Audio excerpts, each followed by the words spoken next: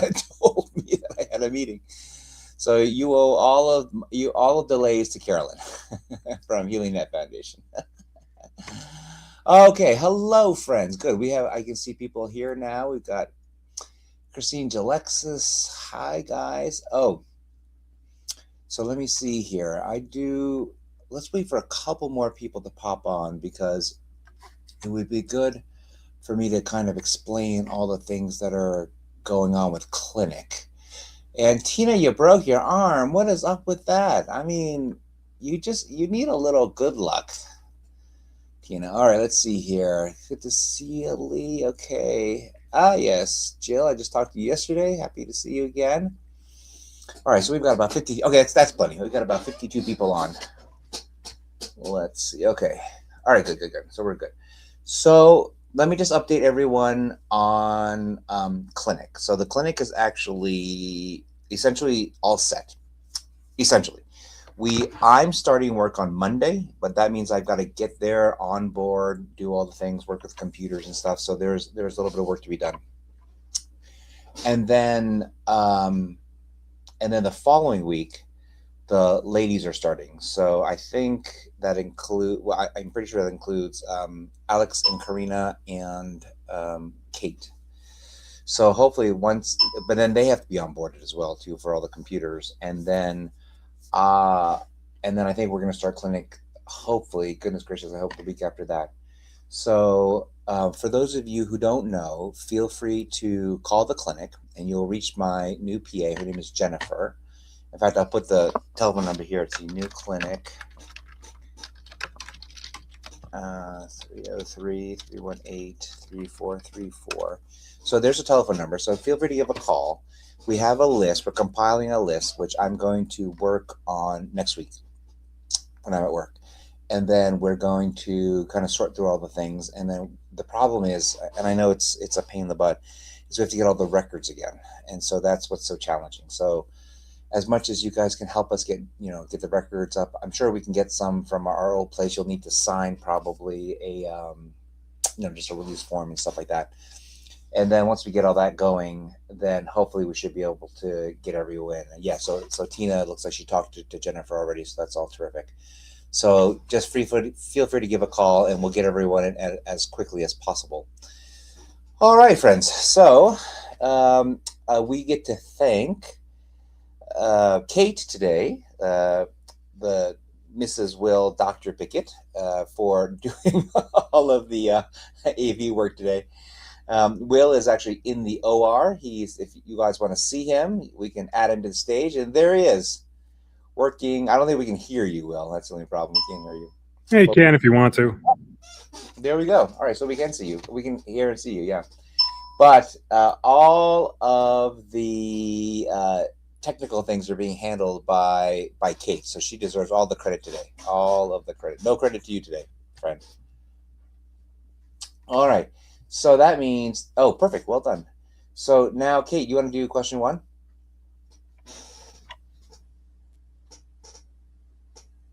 All right. Here, I'll take you off, Will. I'll remove you. All right, good. So which is better for liver metastases, hisotrypsy or PRT? I chose to watch and wait last year as they were small. So here's what I can tell you. It depends. It depends. It depends on the location. It depends really how big they are. And it still depends on whether it's worth it to do.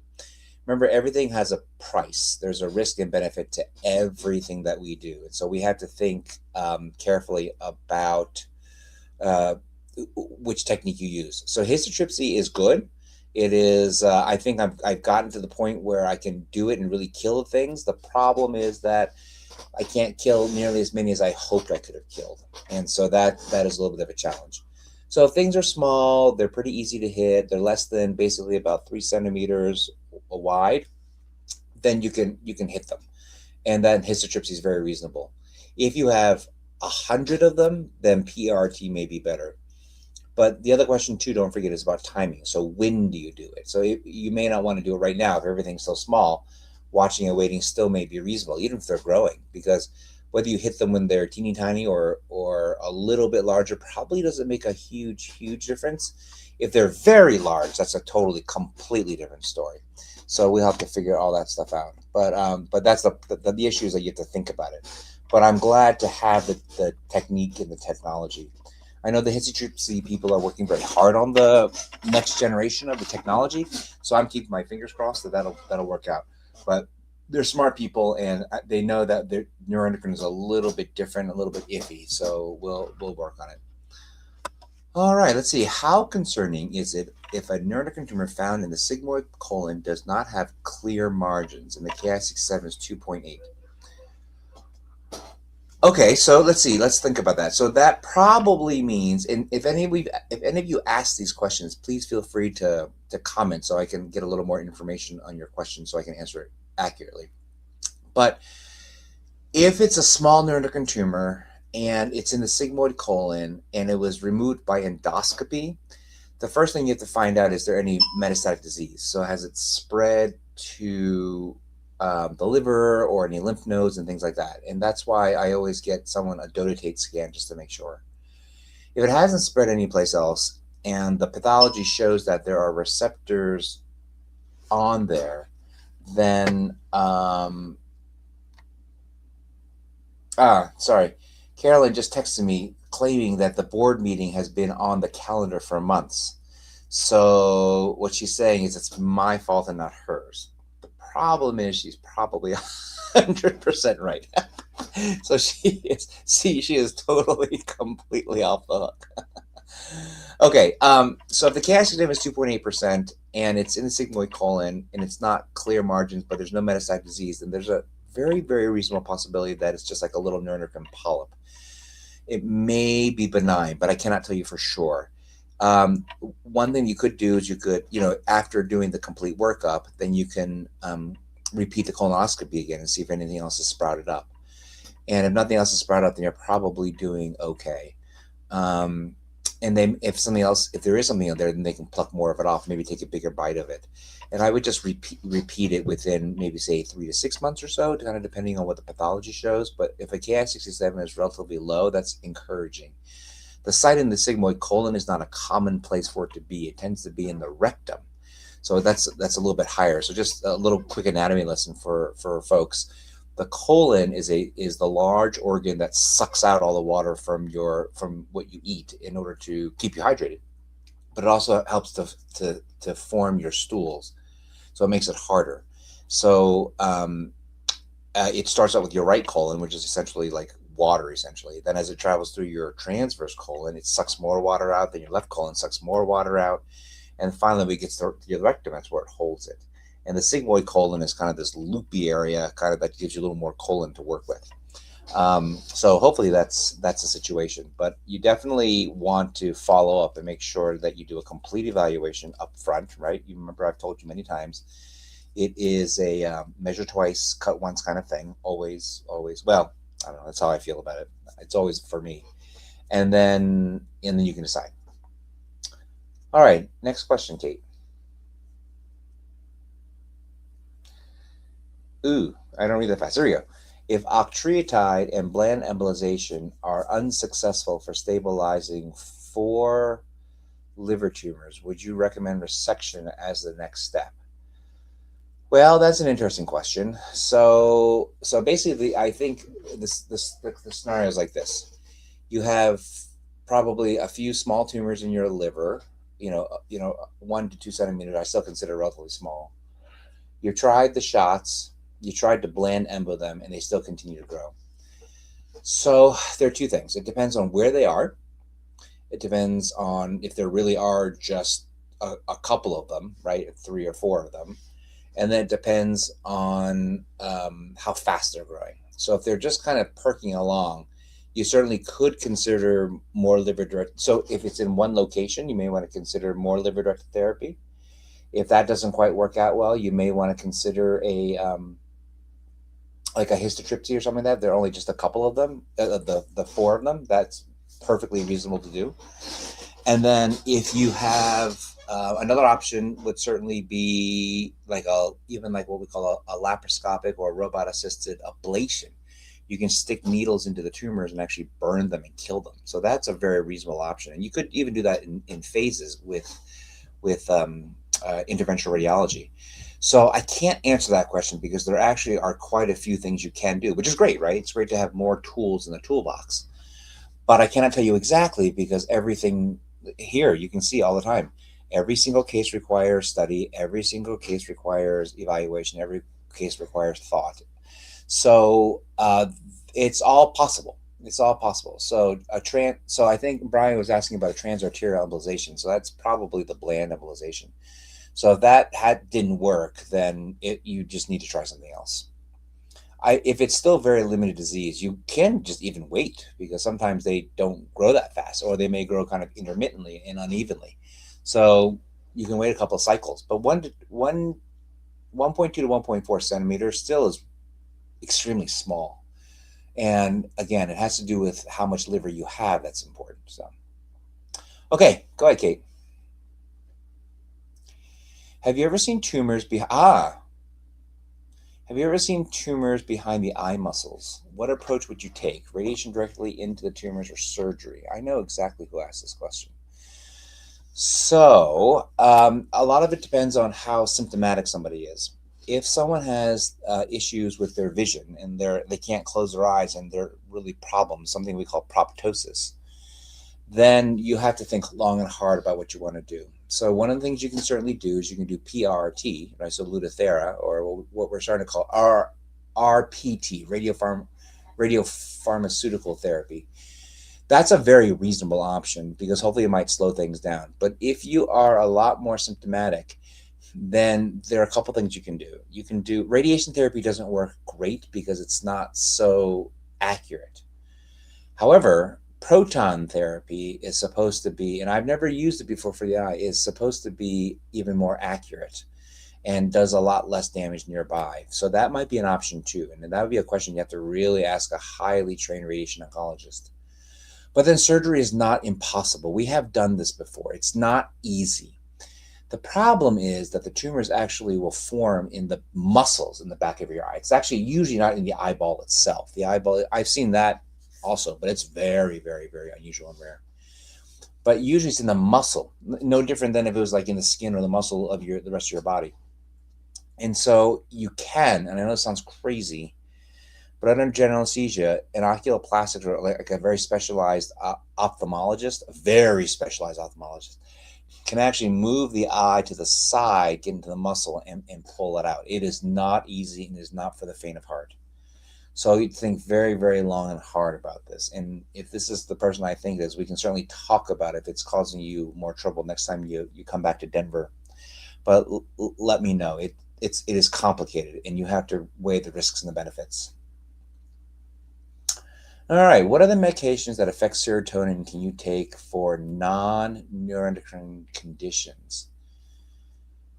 Example, triptan migraine medicine from a neurologist or an SSRI for a palliative care doc at a cancer clinic. Okay, well, this is what I would tell you. In general, all these medications are not dangerous for neuroendocrine patients. There are things that we're still kind of wondering about, like these GLP things we're still kind of learning about. We'll figure that out. But what I can tell you is if you take an antidepressant that affects the serotonin, I have not seen it to actually hurt people. The good thing is because it's a pill and it goes away usually in just a few hours and wears off, you could actually stop it. It is not in the long term dangerous at all.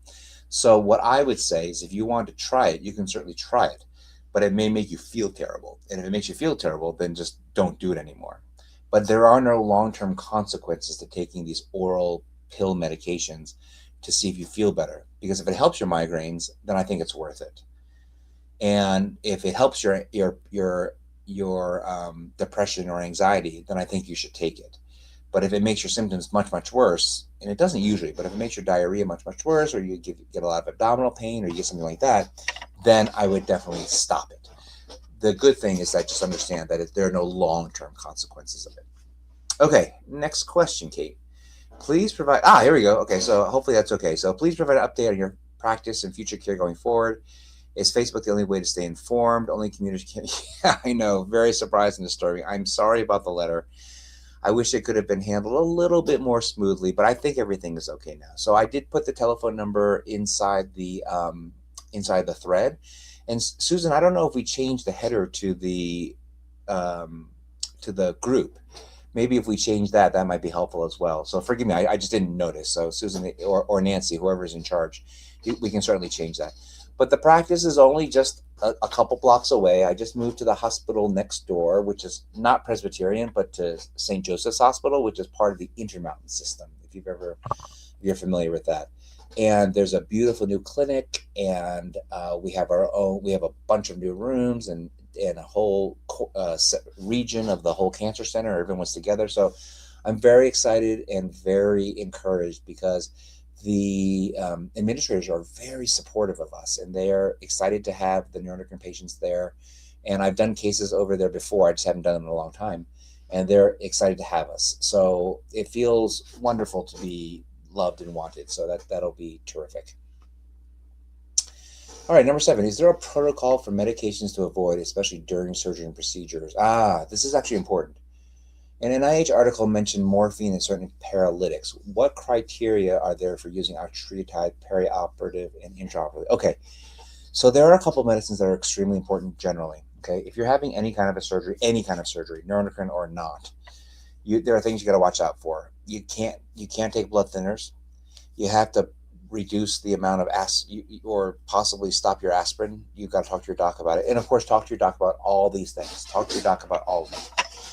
But blood thinners, aspirin, these shots, these GLP-1 things, we have to be very, very careful about. They seem to have some interactions with the anesthesia and with stomach emptying, so be very careful. And just talk to, in theory, if you're having a procedure, you should talk to someone from what's called pre-admission testing. So they should guide you and give you advice about having surgery. But there's no question the GLP-1 should probably be stopped about a week before surgery. I have seen it. It seems to have a problem. But for any surgery. As far as octreotide goes, I'm okay with using octreotide. I'm not convinced that there's a foolproof need for octreotide for patients. I've given it before because that's what I was told to do, and I've also not given it before, and it seems to be okay. So if someone becomes symptomatic, the only important thing is you need to be someplace that knows how to address it and fix it and make sure that you're okay.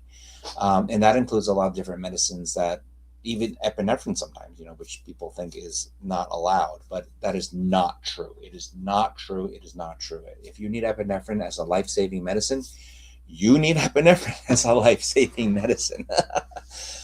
Some people say, you should give some octreotide in pre-op. Some say you should give it during surgery. Some say you should give it afterwards. I think it really depends. And so I am much more selective about it, more thoughtful about it. But since I do this all the time, I'm much more used to it. So are our anesthesiologists. So we're able to kind of pick and choose. But if you don't really know, just take it. There's no harm, no foul. It is really an extremely, extremely well-tolerated medication, extremely safe. And if there's any question about symptoms or anything else, then I have no problem with people taking it. It's totally fine.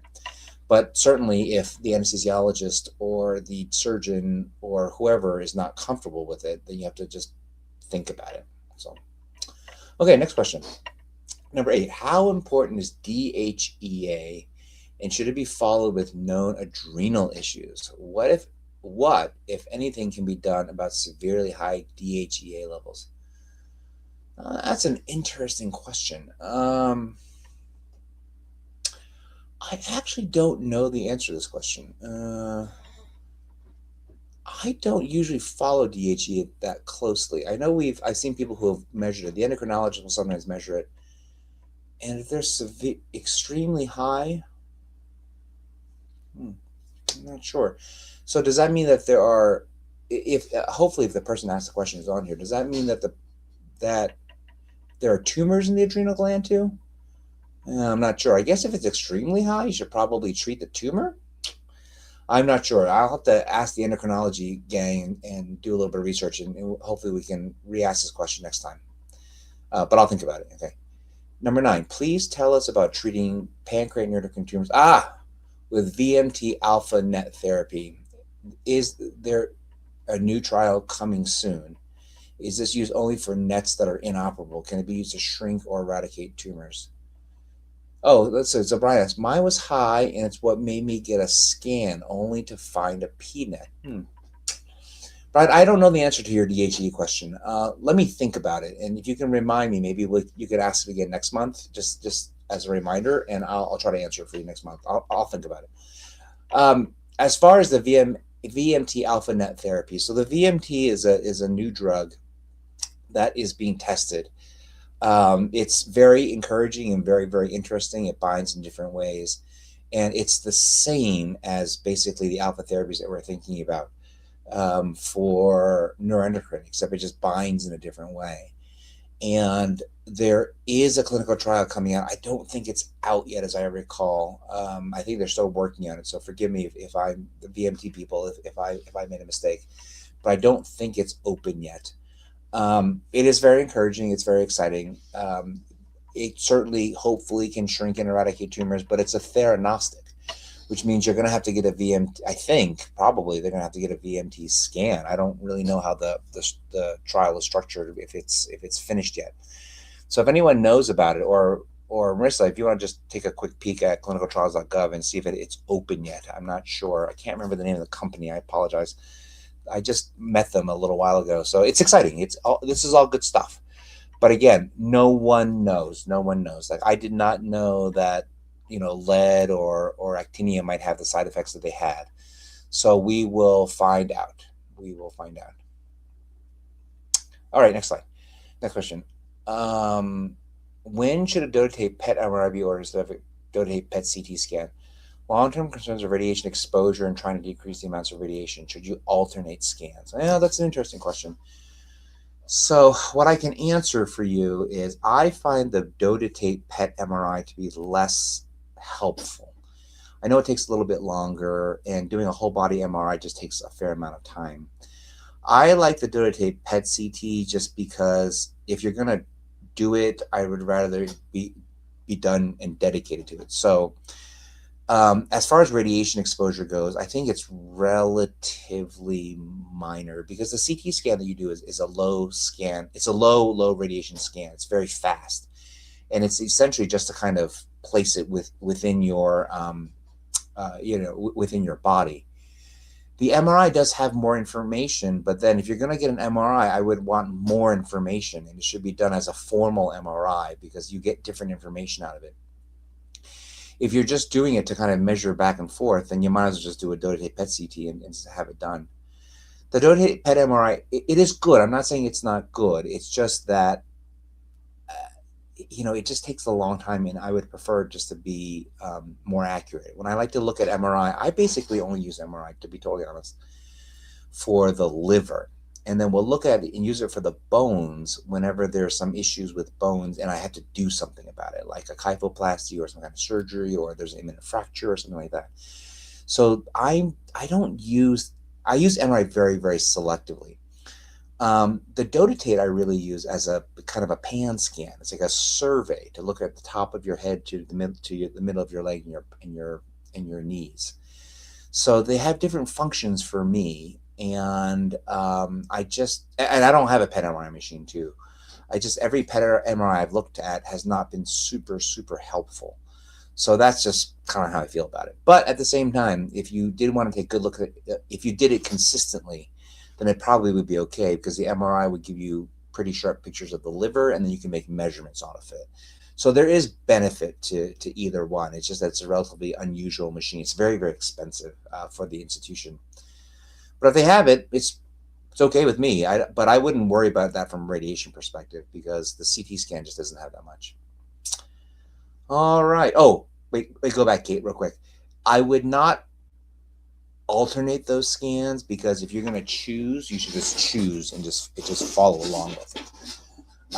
The PET, I think, is pretty expensive too. So what I do, depending on the scenario, the situation, what I'm looking at, is I will actually kind of mix a moo and kind of alternate different scans, give you different types of information. But you have to customize it to the patient. Okay, next slide. Our next question, sorry. With regards to lung neuroendocrine tumors and dip neck, do the bigger tumors control the spread and therefore should be removed, even though there will still be lots of little ones left? So in general, no. That is not what happens. So just to back up, we've talked about dip neck before, but just to review, dip neck, as you all know, is a weird kind of neuroendocrine growth process. It stands for diffuse idiopathic pulmonary neuroendocrine hyperplasia, which means it's spread all over. We don't know why. It's in the lungs, and they're little growths. So you have to think of them like little freckles or moles that grow through the lungs and can cause people to be symptomatic. But they grow at different rates, right? It's no different than your skin, right? You can have moles that are bigger than other ones, right? It's the same thing. But it doesn't control the spread of it because they sprout out by themselves. That's what it is. And so if you have one removed, you certainly can if there's some kind of symptomatic problem, or it gets to be a little chunky and a little bit beefy. Then for sure you can have it removed, but it will not change the kind of natural progression of the disease. At least I've never seen it before. And we've let them in, we've taken them out, and nothing seems to be different. So I don't think it really changes anything. Next slide, the next question. Okay. What are the chances that a gastric neuroendocrine tumor, I assume grade 2, that was removed will return? Only treatment suggested was a follow-up colonoscopy, and endoscopy has been ordered for a 6-month checkup. Okay. Well, it depends. That's, again, this is a very vague question. So it depends. Was it removed by endoscopy? Was it removed by surgery? Is it, are there multiple ones? Is there any inflammation inside the stomach? Is it, did you have a workup with a dotatate PET CT? So there are a bunch of variables here that may give me some information as to how likely it is to return and what the prognosis is, but without that information, I cannot tell you.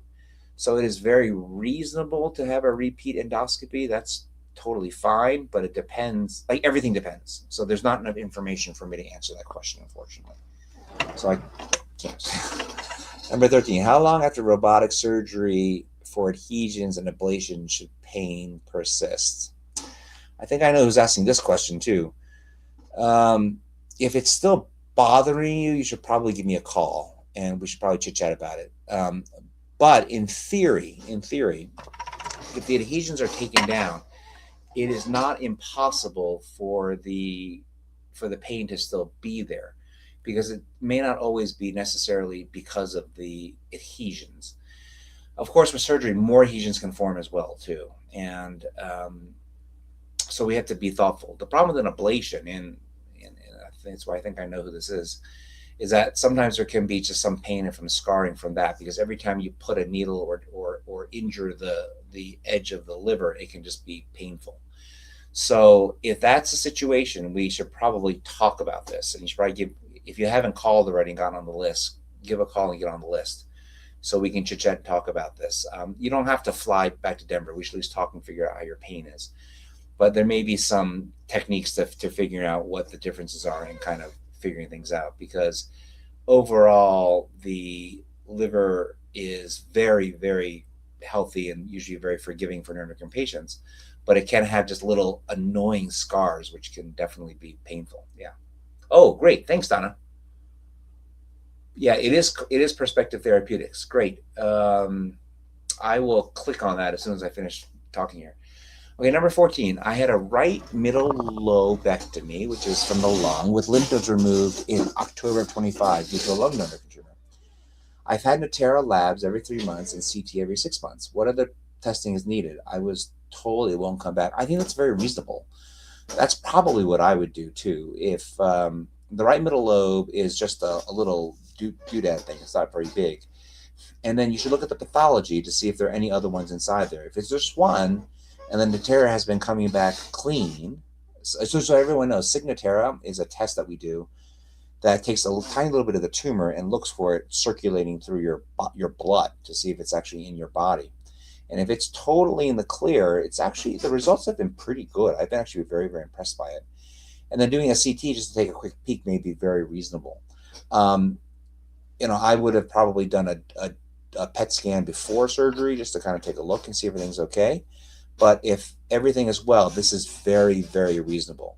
I wouldn't have told you it won't come back because you just never know. But it's possible. It is possible to never come back. Maybe it's just a little growth rather than like an aggressive, angry cancer. All right, Kate. Let's see. Will you have some of the same team that you meet with to discuss cases, or will you have a completely new team at St. Joe's? Will you be able to refer to the likes of the good Dr. Nutting? The answer is yes, we should be okay. The interesting thing about St. Joe's is that the great thing about St. Joe's is that we actually share a bunch of the same doctors. So Dr. McMurray, for example, from radiology is there. Dr. Golf, who I've worked with, maybe some of you guys know I've worked with, is there as well too. So we have the opportunity to work with the same people. There are a few people who we probably may have to modify a little bit, like the hospitals will be different. Who am I forgetting? What other doctors? But yeah, Dr. Nutting is you can't not be with him, right? Because he's so wonderful and so good. And so even if they said no, I would say, you're wrong. I'm sending to Dr. Nutting anyway. So that's kind of how things will work. The one interesting thing is maybe heart surgery. I've got to figure that portion of it out. There is a heart surgeon at St. Joe's, but I'm trying to figure out some other thing, because there may be some other programs. The problem is coming up here for heart surgery is not easy in Colorado. Like, the altitude is real. It is not fake. So any of you guys who have been here know that your body changes when you come to 50,280 feet. So we're trying to figure out if maybe there are other programs around the country that may actually be more suitable for the cardiac and the thoracic portion of it, but more to come later. Okay, number 16. I read your paper on history. Aw, thanks for reading it. I didn't think anyone would read it. Do you have a more favorable opinion of histo for net liver mets? Yes, the answer is yes. Could the acute kidney injuries be due to full treatment? Yes and no. Any partial treatment injuries? So just to back up a little bit. So if you guys are interested, the team and I wrote a paper about histotripsy for the liver in Neuroendocrine. It's in the journal Surgery. You can just read the abstract. And what I found was that if you just did it once, it didn't work awesome. It just didn't work that great. It was just too weak and too inconsistent, the little bubble cloud. So I have to paint it a couple times, basically, to really try to kill it better. And that seems to be okay. The problem is, the more you treat, there's something that comes out of the tissue, the tumors, whatever it is. I don't even think it's tumors. I think it's just any cell that when it goes to the kidneys, it actually injures the kidney. It makes your urine very, very bloody. It's not life-threatening by any means, but it can actually cause a fair amount of problems and cause labs to get all thrown off. And most people are fine. It's okay. But what it's meant to me is, because, it's always do no harm, I try not to do too much so it doesn't hurt anybody. So partial treatment injuries, it just depends. The more you treat, the more likely you are to cause injury. And that's pretty much the situation. So I don't know if it's a full treatment or a partial treatment. It's just how much you treat. And as long as you stop before, as soon as the urine changes texture, not texture, but like color and nature, then everyone's been fine. So I've had no problem with it since then. So I think I figured it out. It's limited the amount that I can treat someone. That's all. Yeah. But I'm hopeful. Are Nutrafol supplements for hair loss safe to take with 120 milligrams of monthly lanreotide? Well, I have a lot of hair, so I don't know what Nutrafol is. So I'm gonna be stupid unless someone wants to comment on it. So Nutrafol is, I'm just looking it up. Anyone teach you what Nutrafol is? Let's see. Nutraceuticals. Women and men. Hormone support. I don't know. I don't know enough about these nutraceuticals to really tell you for sure. So forgive me, I'm not sure. You might have to look at the ingredients and maybe talk to your home doctor about it. What I can tell you is that monthly lanreotide is actually generally very, very, very, very safe. There might be some digestive issues which you might want to think about, but in general, it's very, very safe. So I'm not sure. I'm sorry. I'll have to study more on Nutrafol.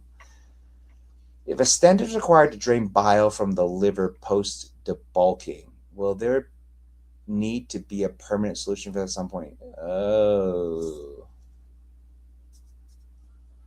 If a stent is required to drain bile from the liver post-debulking, will there need to be a permanent solution for this at some point? So the answer is maybe yes. So the drainage of the bile is, so just to back up for a second. So, frequently when we do surgery, for the liver especially, the bile can leak from the divot, from the hole that the tumor came out of. And then to help it kind of drain out and not come out of the liver, uh, on the tumor side, you want to go down into the intestine side. You can put a little tube or a little stent to help prop it open, so the pressure just goes naturally, flows more easily through the intestine. So we do this a lot. This happens a lot, actually. This is not uncommon. And so usually what happens, if the stent is there and everything's all healed up and the liver's sealed over, then you can actually remove the stent. And once the stent is removed, then bile should flow naturally, because it can't flow back again because the whole thing is sealed over. So that's what needs to happen, generally.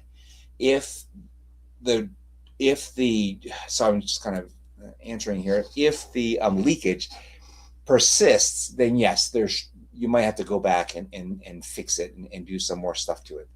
But in general, once everything's been healed and there's been enough time, you can actually just remove the stent. Oh, wait, Tina, I asked a question about Nutrafol with a nephrologist. He said eat healthy. He didn't think it made a difference. That's a totally different question. So the question is, does Nutrafol even work? Maria, does Nutrafol work? Do you feel like it works? We should take a little poll. I think there's a way to do that. I don't know how to do that. But the question is, does this supplement even help with hair loss? So I'd like to know. Oh, wait, Maria says, I have multiple mets in the lung. The last PET scan. Maria, do me a favor. Will you just ask your question at the end so I don't forget it, so I can just finish all these questions? We're almost done, so just ask it at the end again. Okay, go ahead, Kate. What is the recommended treatment, or is there a new trial if you cannot tolerate injections? I'm stage 4 NET of the lung with mets to the left clavicle. Open heart surgery in August. Oh my goodness. So that's a lot going on. So the answer is yes. So if you can't tolerate the injection, there are certainly pills you can take. We have a few. One is called everolimus, which is an old drug we've had a long time. It's generic now, and it slows down the growth of lung tumors. We have another drug called sunitinib, which has been around for a very, very, very long time, and it also slows down neuroendocrine tumors. And we have a semi-new one called cabozantinib, which is effective with lung as well, too, and these pills can have it. They have a bunch of side effects, so you have to be thoughtful about it. But the open heart surgery is a problem because the drugs will interfere with the surgery, so you would have to stop it around that. But there's a lot to this case here, I can tell.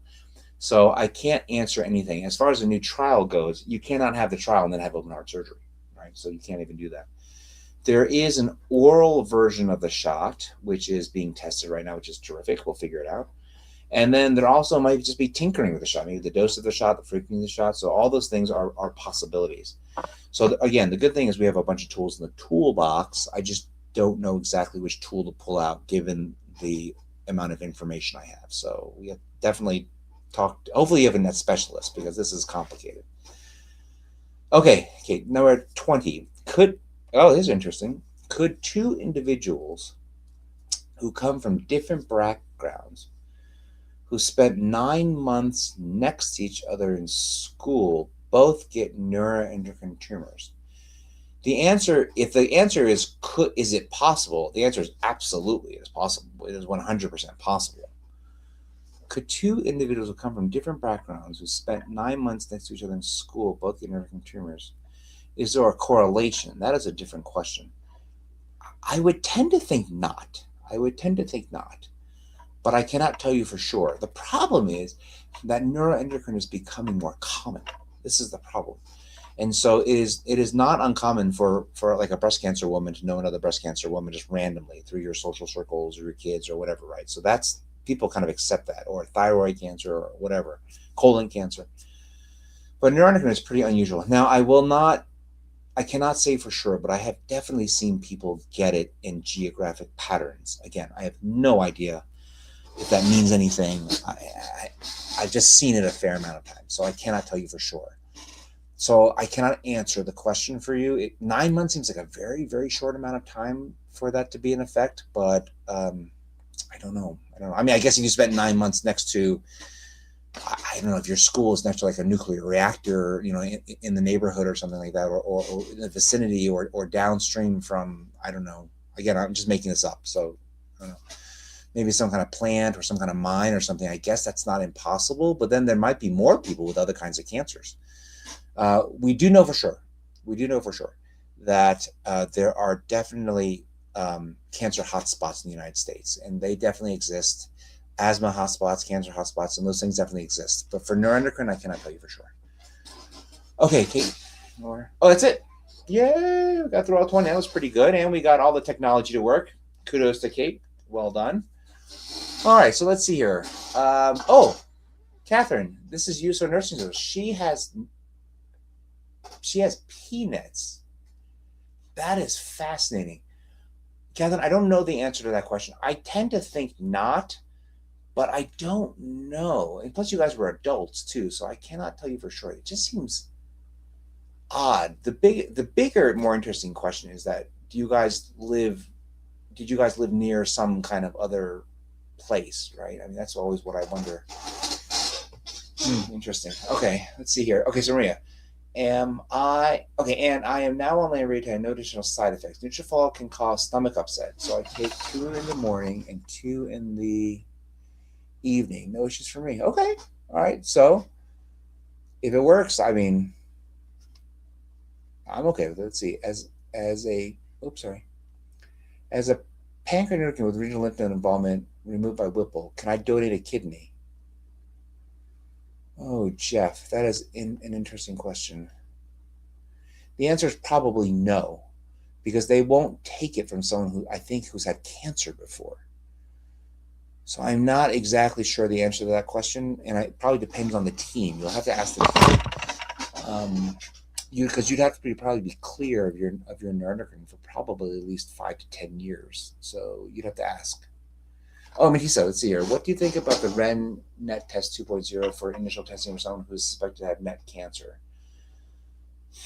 I don't know the answer to that question. The NET test has been, personally, just in my own experience, a little bit of a struggle personally, because I've really struggled to figure out what that range and that number really means. I think there's actually a lot more information in it, but it was hard to discern what that information meant.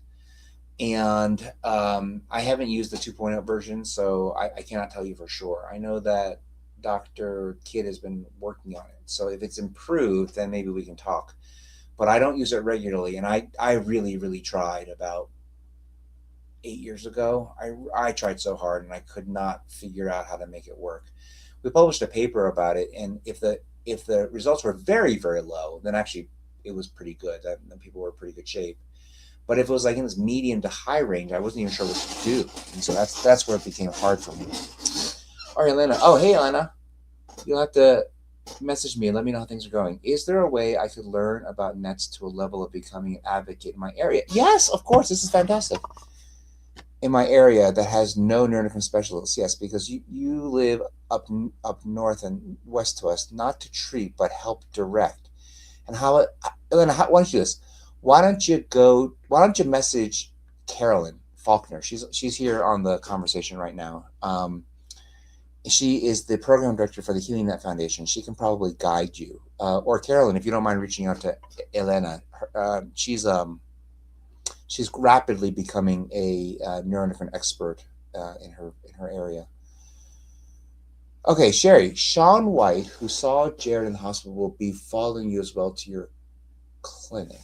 Yeah, we were definitely short our brother. Right? It's true, right? I think that was his name. Sean White, who saw Jared in the hospital. Who's Sean White, Sherry? You have to fill me in. So, Tina, Catherine found a friend of mine behind had peanuts. She passed away. Yeah. See, yeah, it's interesting. I don't know the answer. Hey, Emily. All right, so finished 4 rounds of PRT beta. Great. Congratulations. We got to keep you going, Em. Got to keep you going. Corey. Corey. Oh, from Canada. Does Ativan or Xanax influence net growth due to serotonin? No. You can take both those medicine, Corey. That's fine. But yeah, we should probably connect at some point, Corey, so I can take a look at your labs and stuff, your scans whenever you get a chance. Brian, any experience? Any experience with the new DLL3 trials for high grade nets? So I personally don't, but we've been trying to recruit for it. So we'll have to keep our fingers crossed and see if this is new. So just so everyone knows, DLL3, and I'm sorry, I've been reading back, so if you can't see it, Brian asked about DLL3, which is a new molecule target. It's called delta-like ligand 3. It's a little bit like our somatostatin receptor. So they have a drug that has immunotherapy. It's targeted to that. We will see. I'll keep my fingers crossed. Jody. Hi, Jody.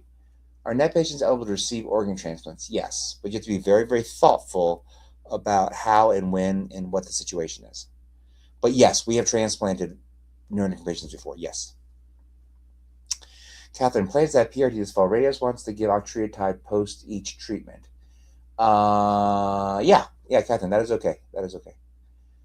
Gloria Woodward. Hi, Gloria. Let's see. Can small bowel nets return after many years of present metastasis to the liver and heart next and small bowel removed by Yes, Gloria, the answer is always yes. They can come back.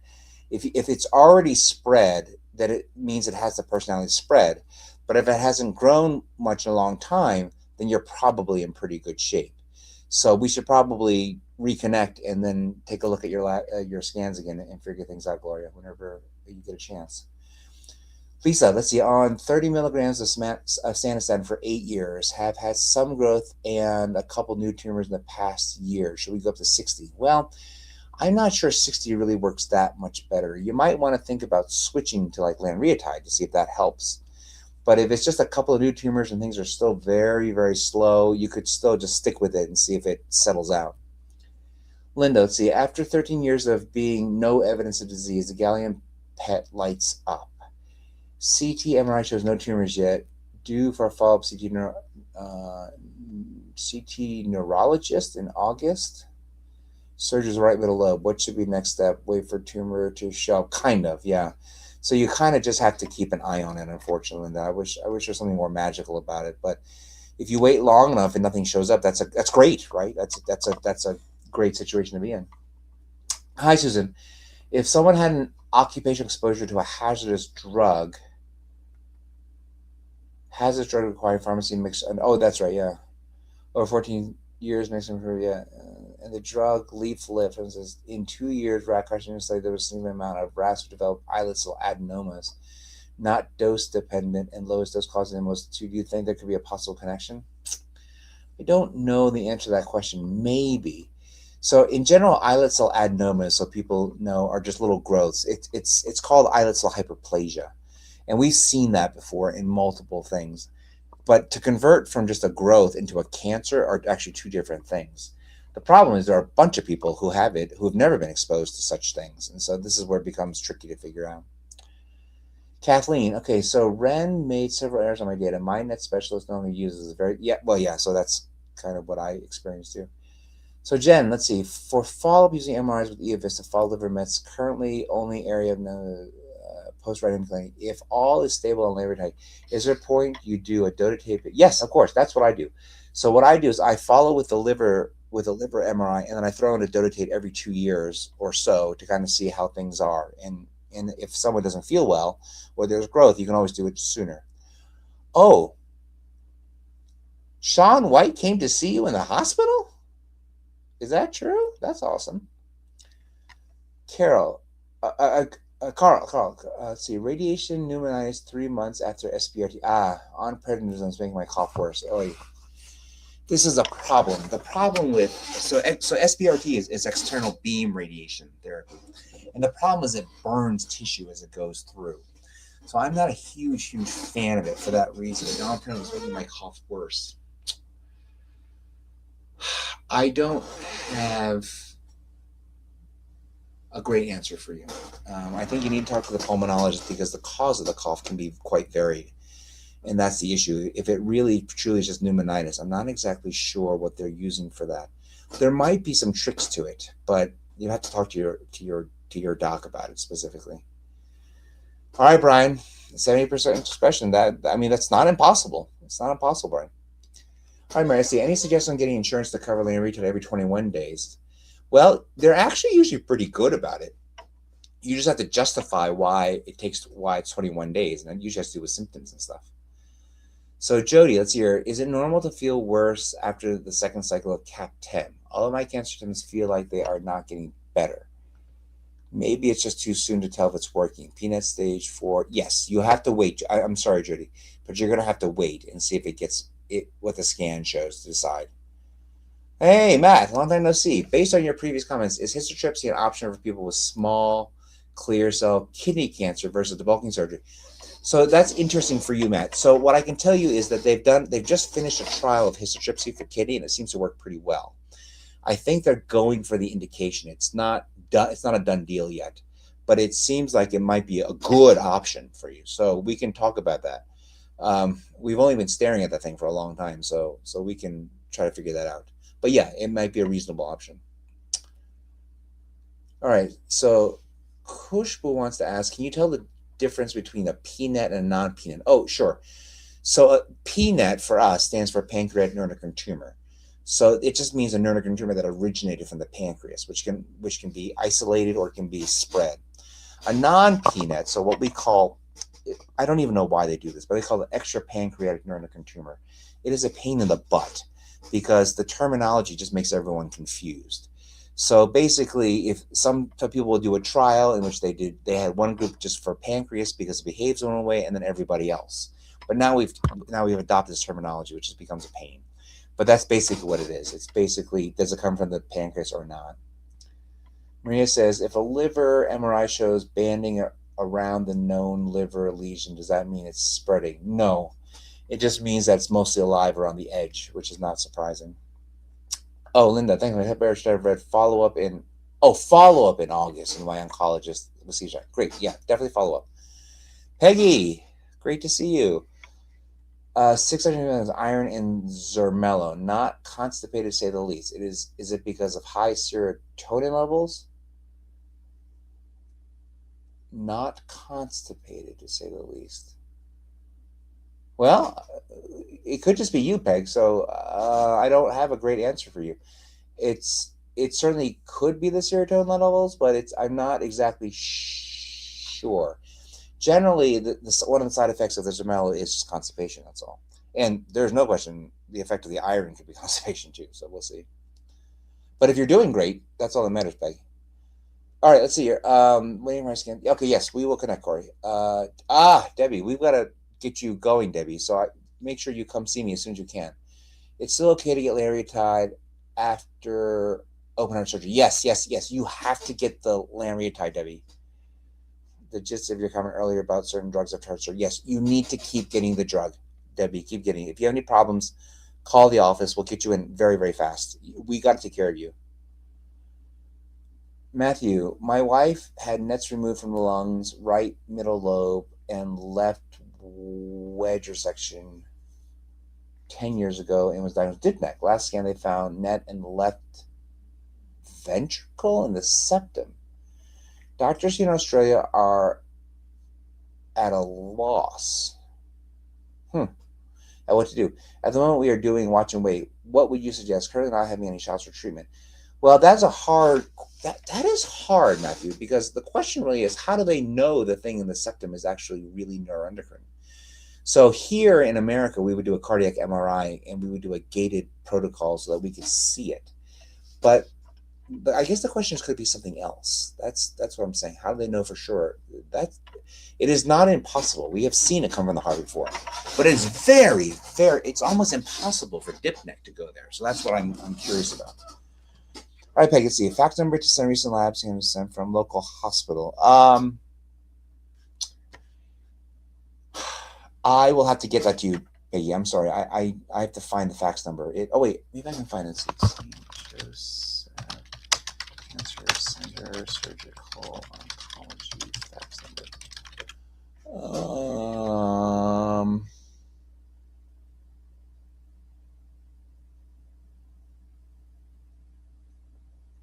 Okay, the number, I'll type it here. The fax number for my new clinic, I think, is 303-318-3431. So that will help. Okay, let's see. Marissa, I didn't have any. Yeah, right. 2020. Good, good, good. Sherry, I just pulled out an op note. Oh, Sean Young. Oh, I was gonna say Sean White is that would have been pretty cool. No, Dr. Young. Yes. So I work with Dr. Young. So he is over at PSL now. So we'll just kind of be practicing together. We always do. Okay, friends, that's it. I think we got them all done. I think I've answered a bunch of questions. As always, I appreciate you, and it is great to see you. As always, please, please, please take good care of yourselves. Remember the C's: sleep well, eat well, exercise well, and enjoy your life and have great spirits. That's the most important thing. If you can, if you have time, if you have resources, if you have money or anything you can do to help support the Healing Net Foundation, it is something that we need to do. Again, I am terribly, terribly sorry about all the things that happened the past couple of weeks and months. It was not great, and I know that. I'm sorry you guys got caught in the middle, but I think things are very much settling out, and hopefully we can get back to business as usual. Because my only business is hoping to help you guys live well and longer and better lives. So everyone be well, be safe, and we'll see you next month. Bye.